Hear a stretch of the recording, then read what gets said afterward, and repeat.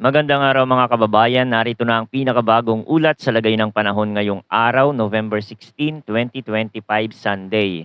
Update tayo sa binabantayan nating posibleng weather disturbance na mabubuo sa may timog silangan ng bansa. May pagbabago kaya sa forecast ng mga weather models? Alamin natin ang latest information patungkol dito. Para naman lagi kang updated sa lagay ng panahon, i-click mo lang ang subscribe button. Sa magiging lagay ng panahon ngayon, patuloy na umiiral ang Intertropical Convergence Zone o ITCZ na nakakaapekto sa Palawan, Visayas at Mindanao, habang ang Hilagang Luzon ay nararamdaman ang mga kalat-kalat na pag-ulan dala ng hanging amihan. Ibig sabihin nito, aktibo ang mga ulap at may mataas na chance ng mga biglaang pagbuhos lalo na tuwing hapon hanggang gabi sa mga lugar na sakop ng ITCZ, at may tuloy-tuloy na ambon hanggang mahihinang ulan naman sa hilagang bahagi dahil sa amihan. Sa Visayas, Mindanao at Palawan, asahan ng maulap na kalangitan na may kalat-kalat na pag-ulan at thunderstorm. Hindi ito buong araw na buhos, may mga pagitan na maaliwalas, pero kapag nabuo ang thunderstorm, pwedeng maging malakas ang bagsak ng ulan sa loob ng maikling oras. Maging alerto sa mabilis na pagbaha sa mga mababang lugar at sa pagguho ng lupa sa gilid ng bundok, lalo na kung paulit-ulit ang buhos sa maghapon. Sa mga mangingisda at maliliit na bangka, laging mag-antabay sa lokal na abiso bago pumalaot at iwasang bumiyahe kapag may makakapal na ulap na dumarating mula sa dagat. Sa Cordillera at Cagayan Valley, umiiral ang amihan kaya mas maulap ang langit at mas madalas ang mga pag-ulan kumpara sa karaniwan. Bagamat hindi palaging malakas, pwede pa ring magdulot ng landslide sa bulubunduking barangay at madulas na kalsada sa matarik na bahagi. Kaya mag-ingat sa pagmamaneho at magdala ng panangga sa ulan. Sa Ilocos Region, inaasahan ang bahagyang maulap hanggang maulap na kalangitan na may mahihinang ambon paminsan-minsan. Mababa ang panganib at hindi dapat makasagabal sa araw-araw na gawain. Sa Aurora at mga karatig na lugar, may halong epekto ang shear line, kaya posibleng mas madalas at mas makapalang ulap na may kasamang thunderstorm. Bantayan ng mga ilog at sapa kung biglang lumakas ang ulan.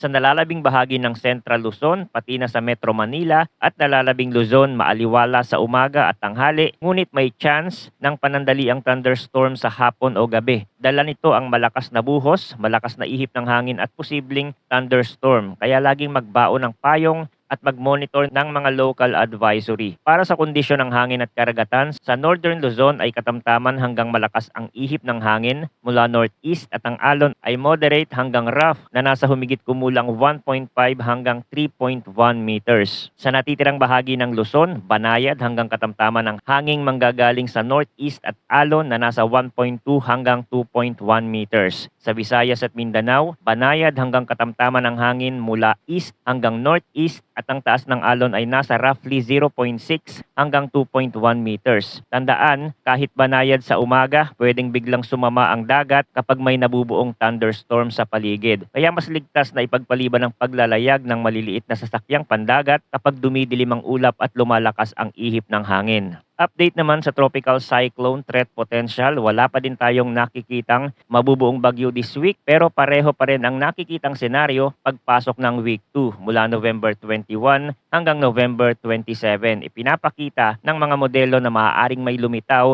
na mahinang sirkulasyon sa timog silangan ng PAR. Ayon sa projection, tatawid ito ng Mindanao, Visayas at Southern Luzon na mababa pa ang chance na maging ganap na bagyo. Sa ngayon, hindi pa ito nakikitang lalakas agad tungo sa matinding bagyo. Ganito ang uri ng sistema na pwedeng manatili sa antas ng tropical depression o mahinang tropical storm. Depende sa init ng dagat at ihip ng hangin sa paligid. Kung titingnan sa ensemble ng iba't ibang modelo tulad ng ipinapakita sa Google DeepMind simulation, makikita ang sunod-sunod na dots na kumakatawan sa posibleng landas. Kapag mas marami ang dots sa iisang direksyon, mas tumataas ang posibilidad na doon nga dadaan ang sistema. Sa ngayon, marami ang tumuturo na mula timog silangan ng PAR ay kikilos ito pakanluran hanggang timog kanluran, dadaan sa Visayas o Southern Luzon at posibleng lumabas sa West Philippine Sea. Itong mga color-coded dots na yan, kapag green, nangangahulugan yan ng wind speed. At ang ibig sabihin ay tropical storm level, yung posibleng bagyo na manggagaling dito sa Timog Silangan, sa labas ng PAR. At inaasahan nga na ito ay papasok sa Philippine Area of Responsibility. Bawat dot na yan ay isang weather model forecast, at habang dumadami yan, nangangahulugan na maraming mga weather model ang sumasang-ayon sa forecast na nagiging rason para tumaas ang chance na may mabuungang sistema next week. Although nakikita natin na hindi naman kalakasan ng sistema na ito, pero pwede pa din itong magdala ng mga pag-ulan at pagbaha sa mga low-lying areas. So ngayong linggo, wala tayong inaasahang bagyo na papasok. Ito ay magandang balita, pero hindi ibig sabihin banayad na agad ang lahat. Ang ITCZ ay parang pabrika ng ulap, tahimik sa umaga, abala sa hapon at kayang maghatid ng ulan na sapat para magpuno ng kanal at sapa sa maikling panahon. Ang amihan naman ay parang mahina lang, pero may mga pagkakataon na nagdadala rin ito ng mga pag-ulan at binabasa ang lupa hanggang sa maging malambot sa mga gilid ng bundok. Ang shear line sa Aurora ay dagdag timing na pwedeng magpakapal ng ulap sa ilang oras. Kapag pinagsama-sama ang mga ito, nakakabuo sila ng mga pag-ulan sa iba't ibang bahagi ng bansa kahit walang umiikot na mata ng bagyo. So sa susunod na linggo, nananatili ang sign na maaaring umusbong ang isang mahinang sirkulasyon sa timog silangan ng PAR. Marami sa mga modelo ang nagsasabing kung bubuo man, malamang ay sa antas muna ng mahinang bagyo. Ang direksyon na pinapaboran ngayon ay tatawid ng Mindanao, Visayas o Southern Luzon, pagkatapos ay lalabas patungong West Philippine Sea. May mga senaryong nagsasabing hihilahin ito pa ibaba ng malakas na amihan at hindi makakaakyat sa hilaga. Meron ding senaryong bahagyang aangat ang common ground. Hindi ito kasing lakas ng mga huling malalakas na bagyo na nagdaan base sa kasalukuyang init ng dagat at hangin sa itaas. Pero gaya ng lagi nating paalala, kapag long range forecast, pwedeng magbago ang detalye. Kaya pinakamainam ay bantayan ang araw-araw na updates.